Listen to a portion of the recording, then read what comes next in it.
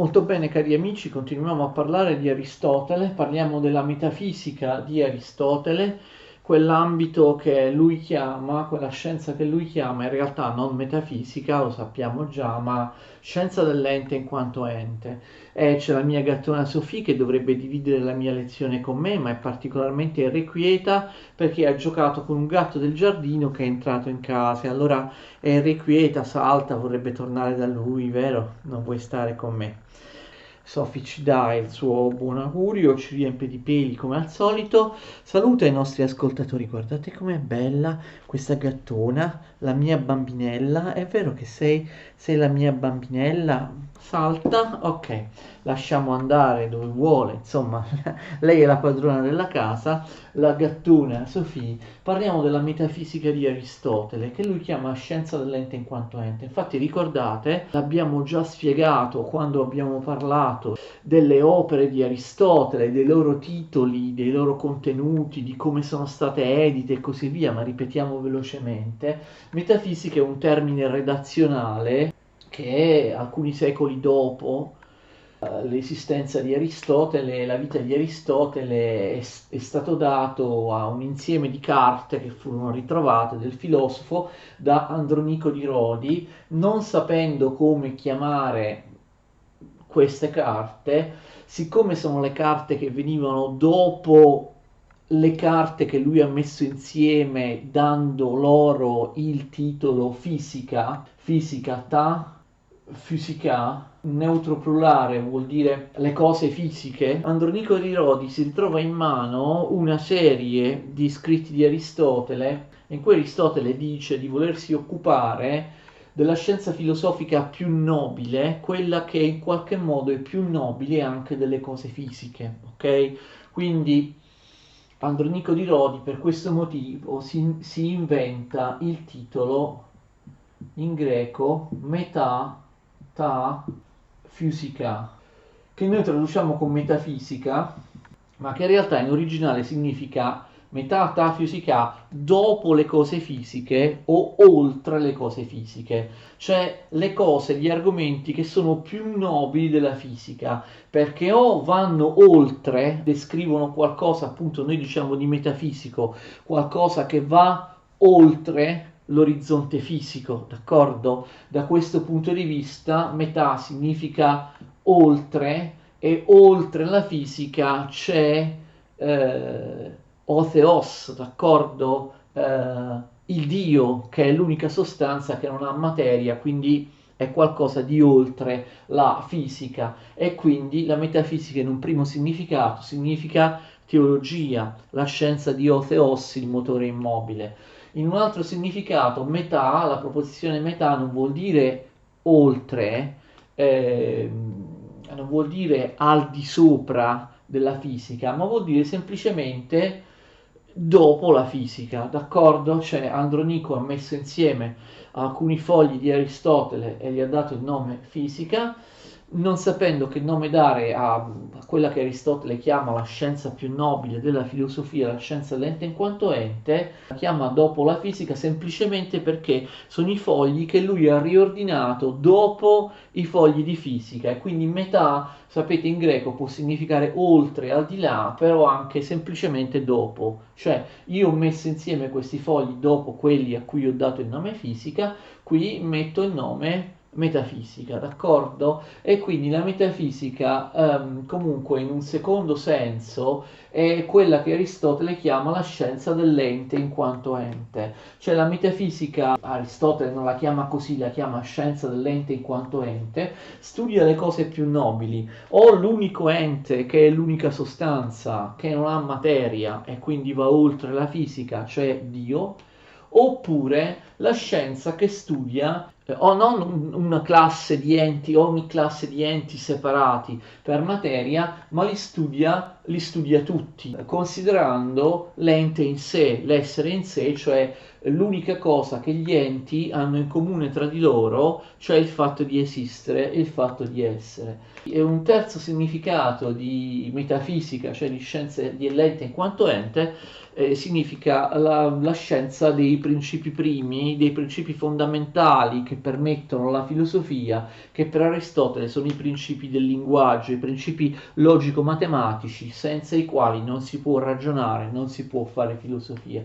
Quindi attenzione, all'interno dell'opera metafisica noi abbiamo, Aristotele parla di tante cose nella metafisica, anche della fisica, però all'interno della metafisica noi abbiamo quella che noi chiamiamo metafisica, ma che Aristotele chiamava scienza dell'ente in quanto ente, d'accordo? Del toon e on. Toon e on, cioè l'ente in quanto ente, sarebbe in latino ens qualis ens. Vi ricordo che toon in greco è il neutro del participio presente del verbo essere, einai. Ton vuol dire ciò che è al neutro, l'essente, quindi non propriamente l'essere, ma l'essente, l'ente, ok? To, on. Oppure al plurale, questo è l'articolo plurale, ta, onta, gli enti. Siccome il genitivo di on, il genitivo plurale è ontos, da qui viene il nome ontologia, d'accordo?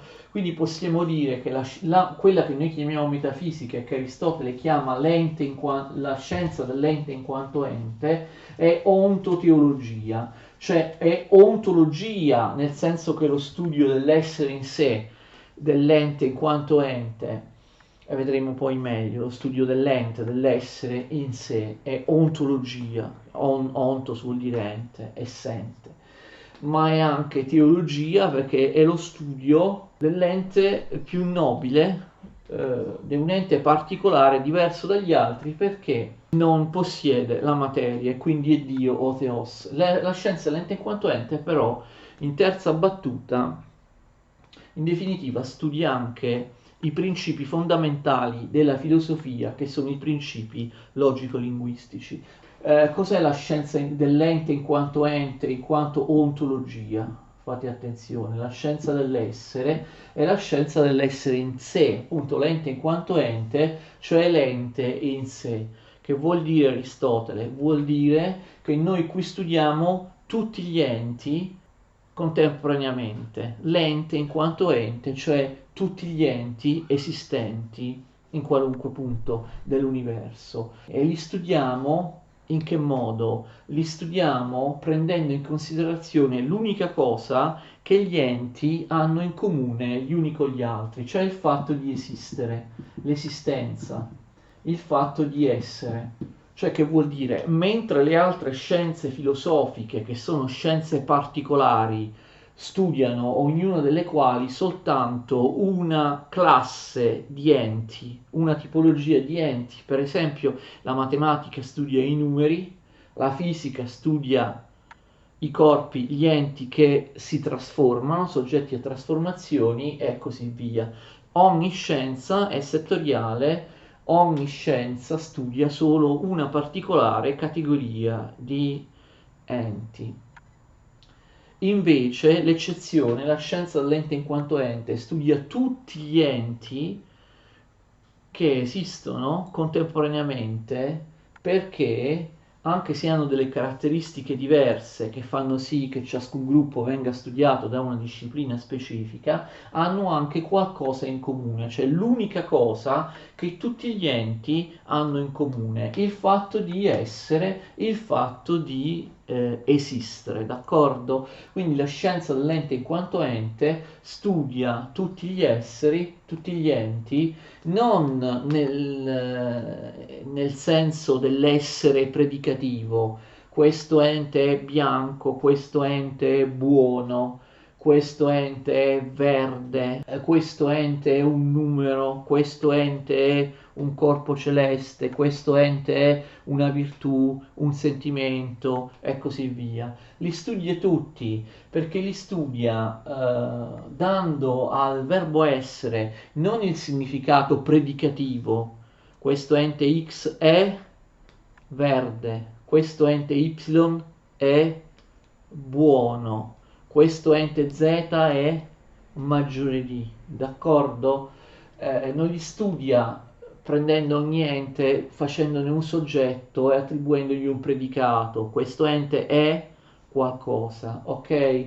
Cioè non utilizzando il verbo essere nel senso predicativo, usandolo per accoppiare un ente soggetto con un predicato, ma studia tutti gli esseri intendendo l'essere nel senso esistentivo, tutti gli esseri nel senso che X è, Y è, Z è, non è qualcosa, è un predicato, ma X è, Y è, Z è semplicemente nel senso che tutti esistono, cioè sono nel senso che esistono. In questo modo li possiamo accomunare tutti nella scienza più nobile che esiste, perché capite, va al di là delle caratteristiche settoriali delle altre scienze che studiano ognuna solo una classe di enti, ma li studia tutti in quanto tutti gli enti hanno soltanto una cosa in comune, cioè il fatto di esistere. Tutti gli enti esistono e quindi è una scienza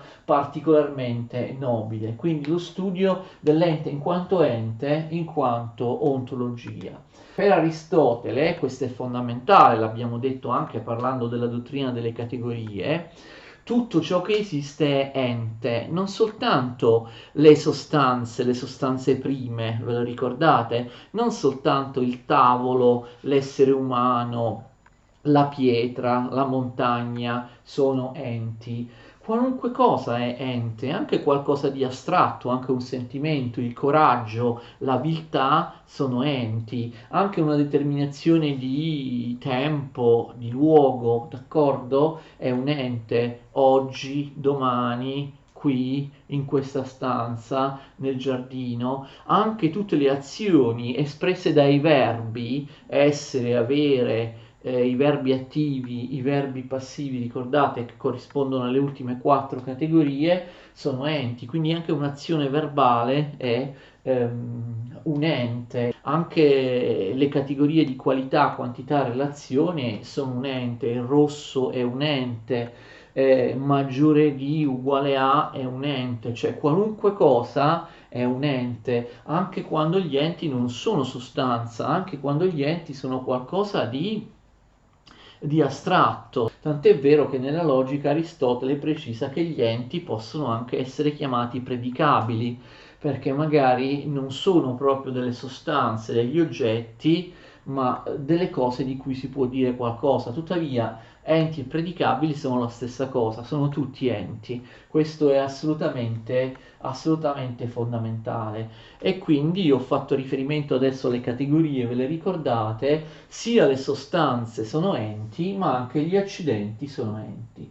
Quindi non solo le sostanze, anche gli accidenti, anche buono, anche rosso, anche maggiore di, anche domani, anche in giardino, ok? Tutte queste cose sono enti. La cosa fondamentale da ricordare però è che l'ente non è un genere, questa è una cosa importantissima, ne abbiamo già parlato nelle categorie. C'è la categoria di sostanza, che comprende le sostanze, ci sono le altre 9 categorie accidentali che comprendono i vari tipi di accidenti. Vi ricordate quelli di qualità, di quantità, di relazione, di dove, di quando, giacere, avere, agire, patire, eccetera. Allora, sono tutti enti, però io non posso fare così nell'albero ramificato delle categorie. L'ente, a differenza di quello che diceva Platone, l'abbiamo già spiegato nelle categorie, ma lo ripeto, non è un genere e non è il genere sommo. Per Aristotele le sostanze sono a tal punto irriducibili agli accidenti, ma anche le categorie dei vari tipi di accidenti tra di loro, che in nessun modo possono le sostanze o le categorie di accidenti essere considerate specie dello stesso genere, magari di un genere sommo che è all'origine di tutte le divisioni, che è un genere ma non può essere in alcun modo una specie, c'è il genere sommo da cui partono le divisioni ma che non deriva da nessuna divisione, genere sommo che è sempre un predicato ma non può essere mai un soggetto, perché le sostanze sono irriducibilmente diverse dagli accidenti e quindi io questo non lo posso scrivere, farei un grosso errore. L'ente non è un genere, l'ente non è un genere da cui si diramano due specie diverse, sostanze, accidenti o comunque varie specie di enti. Ma allora com'è possibile, professore? Lei ci ha appena detto che le sostanze, gli accidenti o comunque tutto ciò che esiste, tutto ciò che si può dire è costituito da enti. È così. Tuttavia l'ente non è un genere.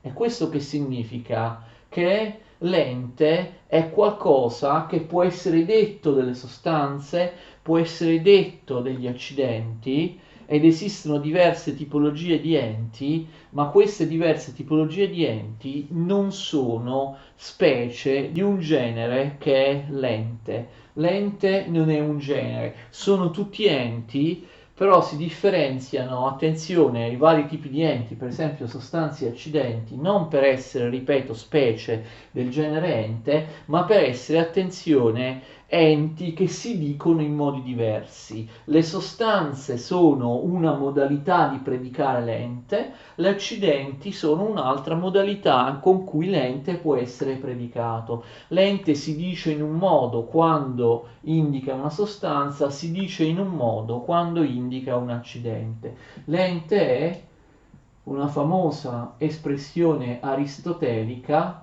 pollakos legomenon.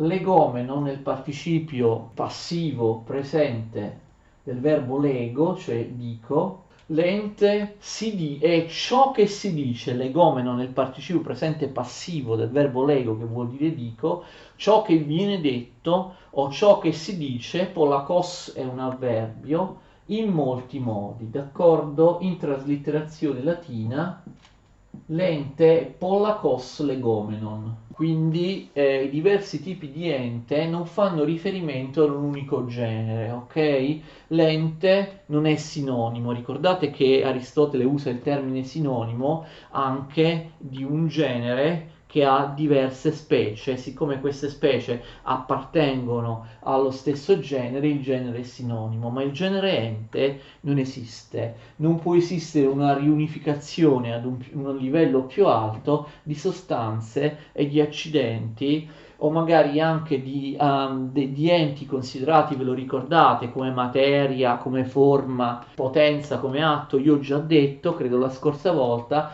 che anche materia, forma, potenza e atto non sono generi, non sono generi, non sono specie, sono categorie mentali, concetti che possono essere espressi in maniera relativa a casi differenti. Vi ricordate? Cioè tutte le cose che sono potenza o tutte le cose che sono atto non appartengono ad un genere potenza, ad un insieme, ad un'universale potenza, né a un genere, un insieme, ad un universale atto.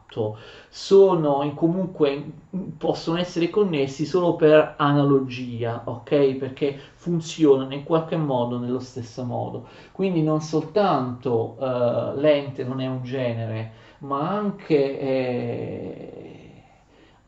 tante modalità per dire l'ente, l'ente come potenza, l'ente come atto, l'ente come forma, l'ente come sostanza, tutte queste cose non sono generi. Quindi l'ente si dice in molti modi, può essere detto in molti modi, pollakos legomenon, ma non è un genere.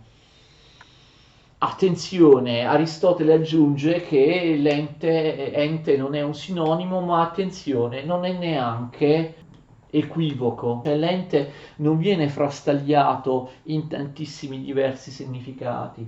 L'ente non è un genere e le differenti tipologie di enti sono semplicemente differenti modi di dire l'ente. Ma questo non vuol dire che non ci sia qualcosa in comune tra le diverse tipologie di enti, pur non essendo specie dello stesso genere, le diverse tipologie di enti hanno qualcosa in comune. Che cosa hanno in comune? Potenza, atto, un ente in potenza, un ente in atto, e sono fondamentalmente le sostanze, ciò che esistono in potenza e in atto.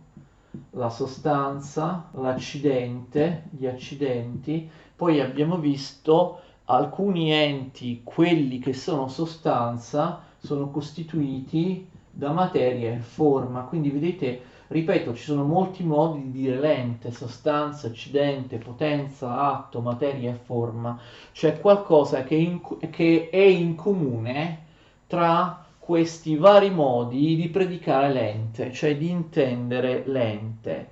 E Aristotele dice, questa è poi la sua conclusione, una delle sue conclusioni fondamentali della scienza dell'ente in quanto ente, che questa cosa in comune è la sostanza.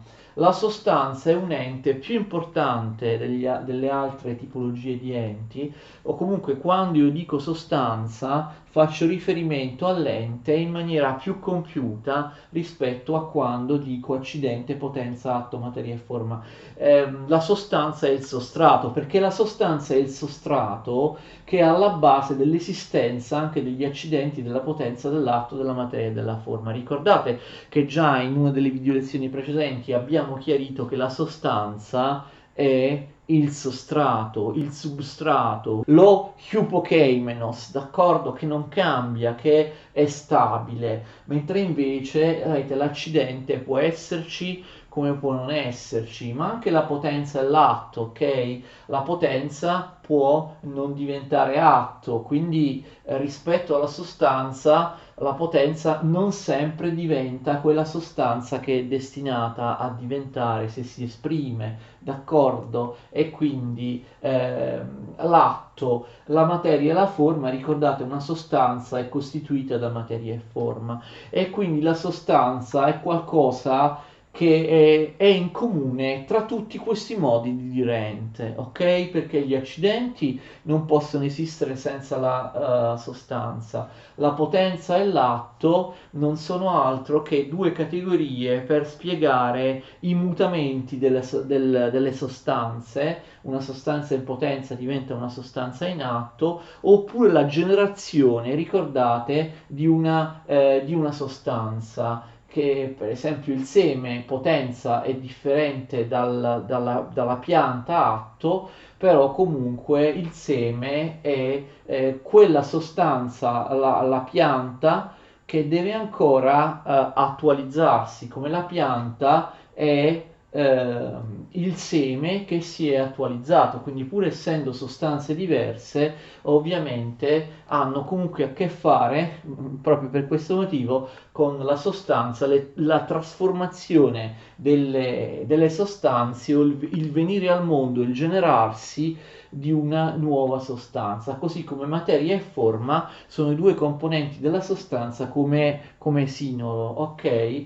La sostanza è fatta di materia e forma, quindi la conclusione, diciamo, non particolarmente impegnativa, è che tutti gli enti, che siano sostanze o che siano altre tipologie di enti, tutti i modi per dire ente hanno qualcosa in comune ed è la sostanza, perché tutti gli altri enti che non sono sostanza fanno comunque riferimento alla sostanza, hanno sempre connessioni con la sostanza. Questa, diciamo, è la conclusione della scienza dell'ente in quanto ente. Aristotele dice anche che l'ente è uno, ma non naturalmente come nel senso di Parmeide e così via. Gli enti sono tantissimi. L'ente uno, dice Aristotele, nel senso che di volta in volta è una cosa sola. Per esempio, l'ente ha una sola funzione, ha una sola qualità, l'ente ha una sola materia, l'ente ha una sola forma, ha una sola finalità, è questo, cioè l'ente è univoco da molti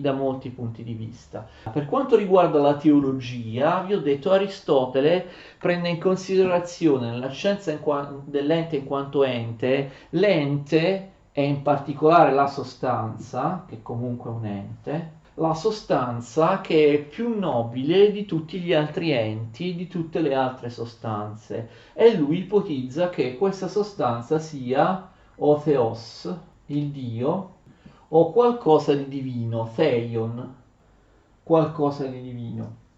Ora, questo ha ingenerato molti equivoci, falsificazioni di Aristotele nel corso dei secoli. Aristotele non è monoteista, Aristotele è politeista. Quando dice o theos, attenzione, quando dice o theos è come se dicesse il cavallo, cioè il membro di un insieme, di un genere. O theos è l'espressione di una divinità, ok, è soltanto appunto il membro di un genere, lo dice al singolare, come i greci dicevano al singolare il cavallo, nel senso che i cavalli sono molti. Quindi lui era politeista, ma comunque da un punto di vista filosofico credeva in uno spazio del divino che certo non aveva nulla a che fare con le divinità antropomorfe. Questo non significa comunque che non fosse politeista. Allora, la scienza dell'ente in quanto ente prende in considerazione la sostanza che è più nobile rispetto alle altre sostanze, cioè o theos, il Dio. Perché il Dio è più nobile delle altre sostanze? Perché Aristotele suppone che esista una sostanza, l'unica, che invece di essere, attenzione, composta da materia e forma, abbia soltanto la forma, ok? Lui finora ha detto, e anch'io vi ho detto così, che tutte le sostanze sono materiali, cioè hanno una forma, una determinazione ontologica immanente della singola sostanza, che è proprio immanente, ti dà la definizione, la forma, ma è proprio interna ad una sostanza materiale, quindi la sostanza ha la forma, l'universale, la definizione che è la stessa per tutti i membri dello stesso genere, però ogni forma è immanente, intrinseca a ogni sostanza, che quindi può essere solo una sostanza materiale. La sostanza è fatta di materia e forma, l'abbiamo spiegato l'altra volta. Lui però adesso diciamo ammette un'eccezione. Si può pensare ad una sostanza che sia più nobile delle altre sostanze, cioè che non abbia la materia ma abbia solo la forma, che lui chiama quindi forma pura. Dio è forma pura, non ha materia, quindi Dio è l'unica sostanza che è immateriale ed è l'unica sostanza quindi che non è soggetta a trasformazioni. Abbiamo visto che tutte le sostanze sono studiate dalla fisica, perché tutte le sostanze sono soggette a trasformazioni, a mutamenti. Adesso c'è questa eccezione. Dio è forma pura, non ha materia, è qualcosa di immateriale e quindi Dio non cambia, è eterno, non è soggetto a trasformazioni, è eterno, sempre uguale a se stesso, immutabile, immobile. Come potrebbe mutare qualcosa che non ha la materia? Infatti Dio è immutabile, eterno, sempre uguale a se stesso per l'eternità. Come potrebbe muoversi qualcosa che non ha la materia? Infatti Dio è assolutamente immobile. È una sostanza particolare, la più nobile di tutte, forma pura, è l'unica sostanza che non ha la materia, d'accordo? E quindi è qualcosa di immateriale. E poi, attenzione, Dio è anche atto puro. Ricordate l'altra coppia che spiega le trasformazioni, potenza e atto, ma Dio non si trasforma e quindi Dio, oltre che essere forma pura, è atto puro. Dio non può esistere in potenza perché Dio è sempre uguale, Dio è sempre in atto, d'accordo? Dio è l'unica sostanza che è immutabile, che è immobile, che è eterna e che quindi esiste necessariamente è sempre stata e sempre sarà come è adesso, non si trasforma e quindi ovviamente è perennemente in atto, esiste necessariamente ed è eterno. Attenzione, se lui fosse Dio, fosse esistito in potenza, avrebbe potuto non esistere come Dio, perché vi ricordate che una potenza può anche non trasformarsi in atto. Un seme può anche non attualizzarsi raggiungendo il suo fine, attualizzandosi in una pianta, d'accordo? Quindi se Dio fosse esistito in potenza, prima di tutto vorrebbe dire che è l'esito di una trasformazione. Abbiamo visto che Dio non si trasforma, non è soggetto al divenire, è sempre uguale, ma se fosse esistito in potenza avrebbe potuto non esistere come Dio, perché non necessariamente la potenza si trasforma in atto. Non proviene Dio da una trasformazione, non ha avuto una generazione, una nascita, e quindi non è esistito in potenza. Dio è forma pura, è atto puro, è immobile, è immateriale, d'accordo? Allora Dio serve in qualche modo a due cose ad Aristotele, cioè viene caratterizzato in due modi. Dio è prima di tutto il motore immobile che muove le sfere celesti. Approfondiremo in una prossima lezione quando parliamo dell'astronomia, della cosmologia aristotelica. Dio è il principio di movimento di tutto l'universo, ok? È un motore immobile. Muove in particolare l'ultima sfera, la quale poi fa muovere quella più interna, che fa muovere quella più interna a sua volta, che poi fa muovere, a un certo punto arriviamo alla sfera del Sole, e il Sole muovendosi con l'alternanza delle stagioni provoca il movimento, il mutamento, la nascita della vita sulla Terra, che Aristotele vede al centro dell'universo. Faremo una lezione apposita sull'astronomia aristotelica, non vi preoccupate. Quindi Dio è il motore immobile, muove l'ultima sfera, cioè la sfera più esterna, che poi a sua volta comunica il movimento andando sempre più all'interno e così via. Quindi dove si trova Dio? Non è chiaro, cioè Aristotele non è che pensa che Dio sia in un'altra dimensione, non esiste per lui il mondo intelligibile. Aristotele situa Dio nei pressi della sfera più esterna, non è chiaro, nei pressi della sfera più esterna. Però vi ho detto, Dio può essere in un luogo, l'abbiamo detto, non ha una materia, è l'unica sostanza che non è materia, quindi probabilmente Aristotele pensava che Dio corrispondesse, ripeto, ad uno spazio del divino ineffabile, nobile, filosofico, che non ha una collocazione specifica nei cieli. Però, insomma, siccome deve muovere l'ultima sfera, Aristotele dice anche che Dio si trova nei pressi dell'ultima sfera. Come poi muova l'ultima sfera? Il problema è che Aristotele nella fisica dice che Dio muove l'ultima sfera per contatto, ok? Per urto, per contatto.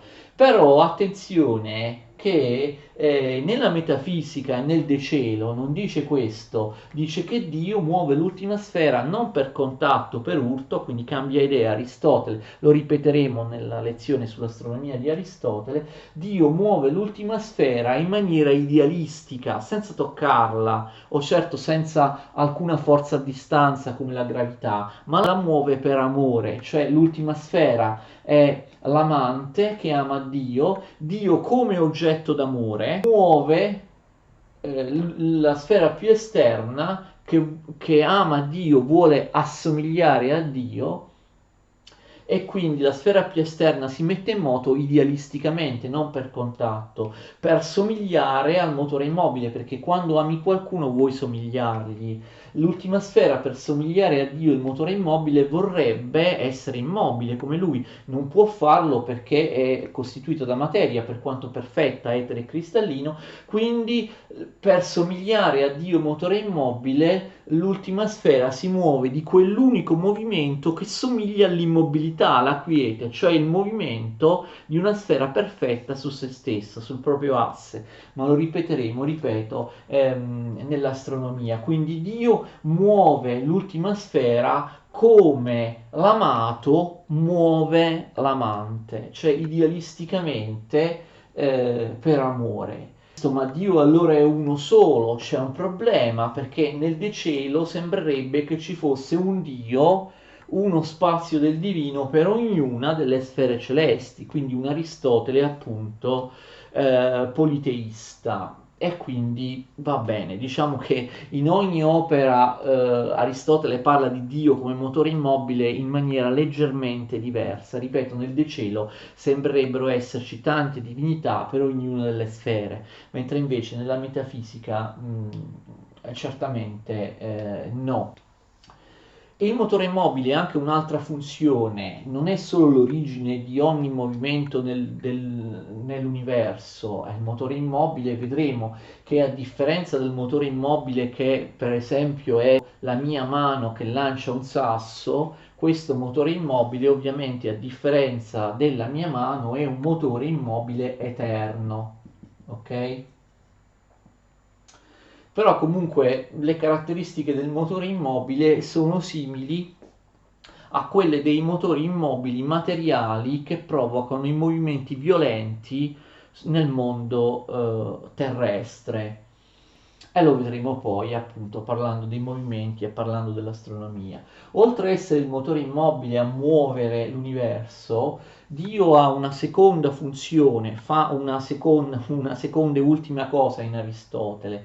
Dio che cosa fa? Essendo la sostanza più nobile di tutte, la sostanza che è più nobile delle altre sostanze perché è l'unica sostanza a possedere una materia, a essere immateriale, a essere forma pura, Dio non può, attenzione, questa è una cosa molto filosofica, non c'entra niente con Dio nel senso antropomorfico, Dio deve avere come funzione, deve avere come attività l'attività più nobile di tutte, essendo la sostanza più nobile di tutte.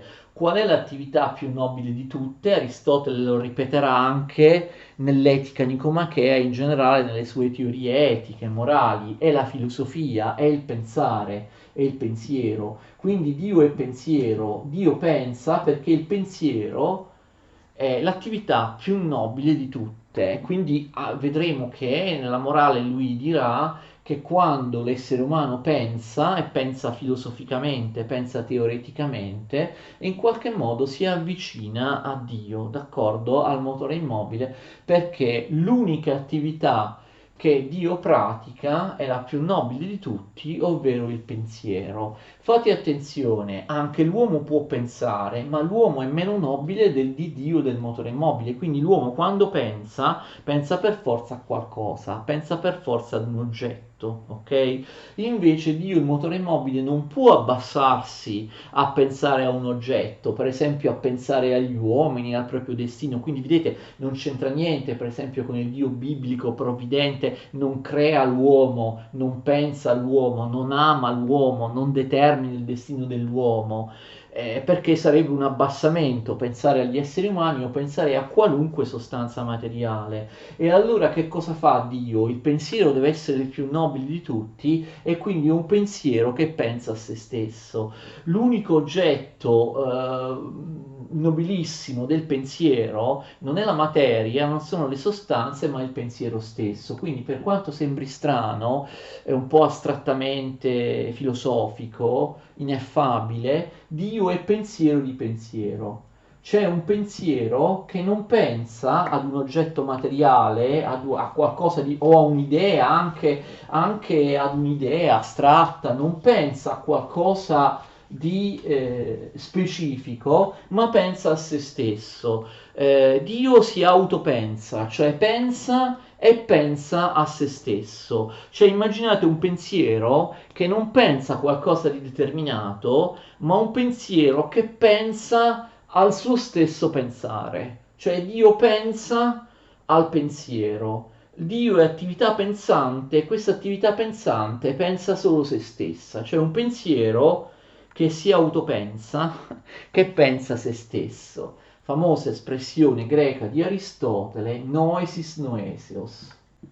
L'accento si sposta, noesis noesios. Noesios è appunto il genitivo di noesis, che vuol dire pensiero. Noesis è il nominativo, noesios è il genitivo, quindi che cos'è? O Theos, il dio aristotelico, è noesis, ve lo scrivo ovviamente anche in caratteri latini, in traslitterazione latina per chi non sappia il greco, è noesis noesios, cioè pensiero di pensiero, un pensiero che pensa a se stesso, che si autopensa. Ma torneremo a parlare del motore immobile in quanto principio di movimento delle sfere celesti nell'astronomia aristotelica.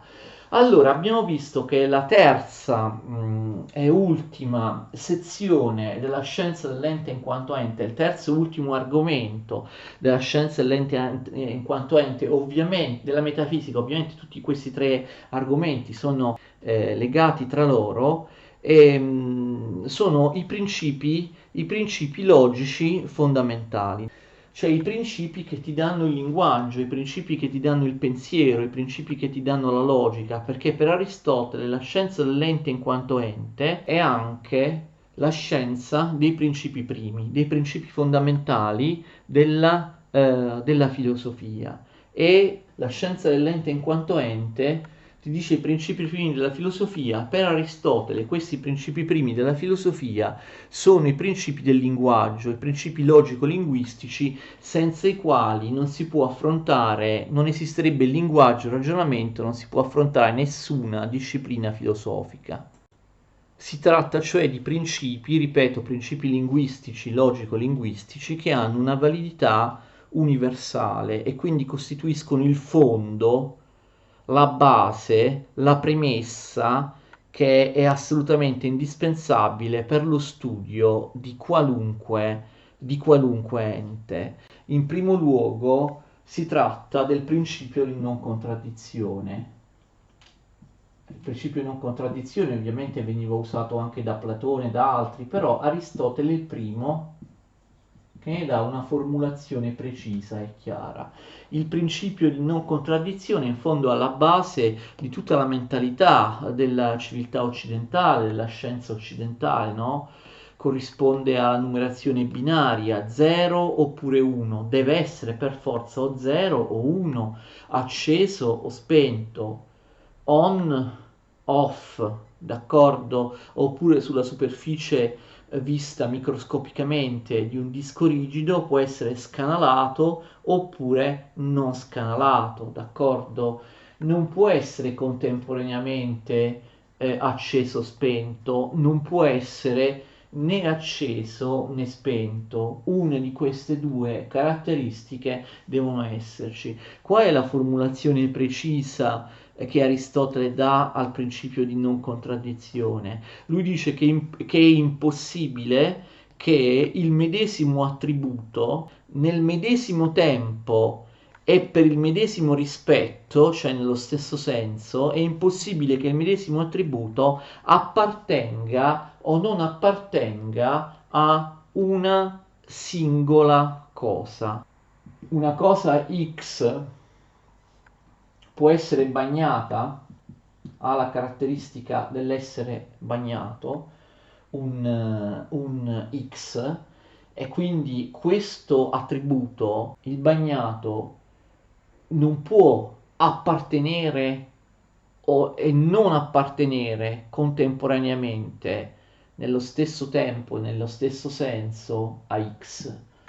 Cioè X o è bagnato oppure è non bagnato, d'accordo? Non è possibile che sia contemporaneamente bagnato o non bagnato, perché uno stato esclude l'altro. Una formulazione, diciamo, più semplice del principio di non contraddizione può essere vista dal punto di vista dell'alternativa vero-falso, V/F.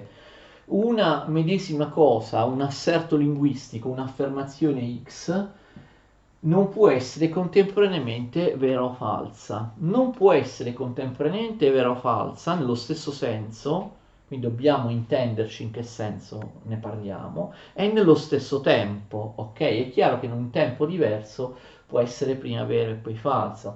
E quindi, per esempio, fuori piove, in questo momento fuori piove, eh, dando per scontato che piove significa che cade acqua dalle nuvole, eccetera, cioè nello stesso tempo e nello stesso senso non è possibile che fuori piove sia vero e sia falso contemporaneamente, nello stesso senso.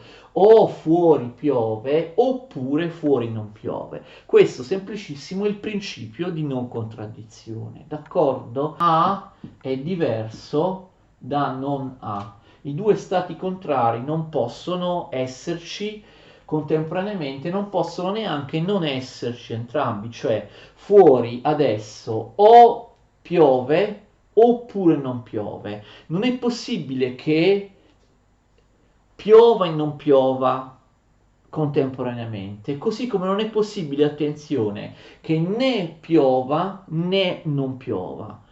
Una delle due cose è vera e l'altra è falsa. Le alternative non possono essere entrambe vere e non possono essere entrambe false. Questo ovviamente è alla base anche del sillogismo, perché il sillogismo, vi ricordate, si basa sulla proposizione dichiarativo-apofantica che, a differenza di altri tipi di proposizione, o è vera o è falsa. D'accordo? E quindi nella storia il principio di non contraddizione avrà molta fortuna, Leibniz o altri lo proporranno nella forma del principio di identità, A uguale A. Dire A uguale A, principio di identità, è la stessa cosa che dire A è diverso da non A. Quindi il principio di identità è un'altra forma del principio di di non contraddizione. Un corollario del principio di non contraddizione è il principio del terzo escluso. Tertium non datur, si dice in latino, non si dà una terza possibilità. Non esiste una terza possibilità, ok? Fuori o piove oppure non piove. Non può esistere una terza possibilità, o piove o non piove. Non c'è una terza possibilità, una di queste due cose è vera e l'altra è automaticamente falsa, non c'è una terza possibilità. Non è possibile che in questo momento fuori piova e non piova contemporaneamente, oppure né piova né non piova. Quindi il principio di non contraddizione e altri principi ovviamente logico-linguistici, li ho detti, che dipendono da questo, sono anch'essi scienza dell'ente in quanto ente, perché senza di essi non si potrebbe parlare in maniera razionale di alcun ente, e quindi permettono lo studio della filosofia, il linguaggio, il ragionamento e quindi lo studio di qualunque ente. Spero che si sia capito. Ho cercato di spiegare la filosofia dell'ente in quanto ente, così chiamata da Aristotele, che noi chiamiamo metafisica,